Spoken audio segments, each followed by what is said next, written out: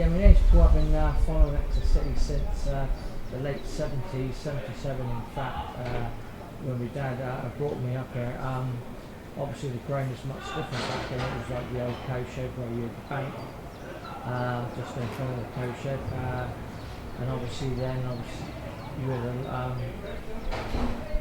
the shop at the end of the cow shed, but all standing. Obviously, I remember a lot of the old players that obviously I see up here, like your Peter Hatch and John Dale, Jimmy Giles. Back then it was like good sides that were in our league, and you know, you had teams like Blackburn and that, Sheffield Wednesday. And then it culminated in obviously in 1980 when we started to go on our famous cup run where we reached the quarterfinals. Played Tottenham at White Hart Lane. We took 120 coaches. It was a great day out. After 60 minutes it was still 0-0. We sustained an injury to one of our players, Ian Pearson. No treatment was given to him. They had a free kick which culminated in scoring a second goal. But in previous rounds we took up some big scalps like Newcastle home here, 4-1 on a Wednesday night in front of about 15,000 fans capacity. We also beat Leicester away 3-1, Millwall away. Took a long trip all up to Newcastle. I queued up overnight on a cold winter's night outside St James Park for the ticket for that one.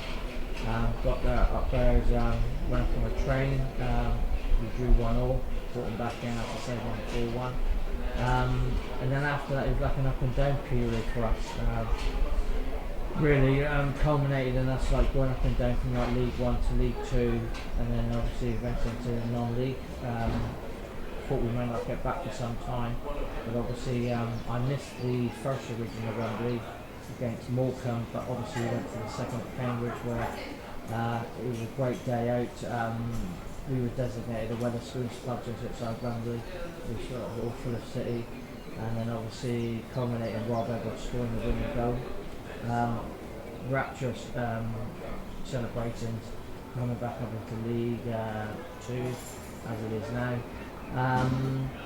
But I think my highlight was back in the early 80s when we had a game away at Carlisle.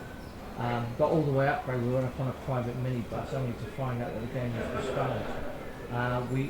We offered to rake the snow off the pitch ourselves to get the go ahead, but to no avail. Went round to the players' hotel to give them the news, and we thought there was one possible game we could get to and see. I think it was Stoke versus Forest.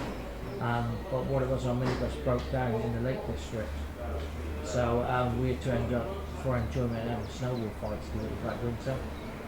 But then, as a result of that, we were then made VIPs at the next home game against Blackburn. We was obviously in the Express and Echo. Made VIPs at the next home game, and that was a great thing from Exeter City Football Club. Yeah, the cowshed, as we're standing there now, was obviously all a wooden structure. It was standing all the way back then. The actual, what they call the tea hut, was down on the left hand side here, and then obviously at the other end we had another catering van just at the start of the big bank.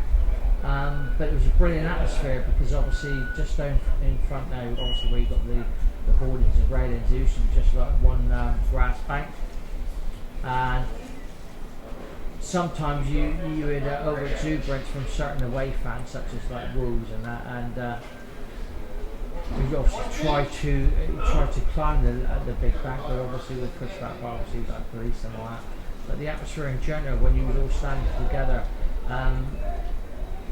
you kind of thought like you were a herd of cows, it being called the cow shed, because you were all like huddled together, and the banter was great. Like.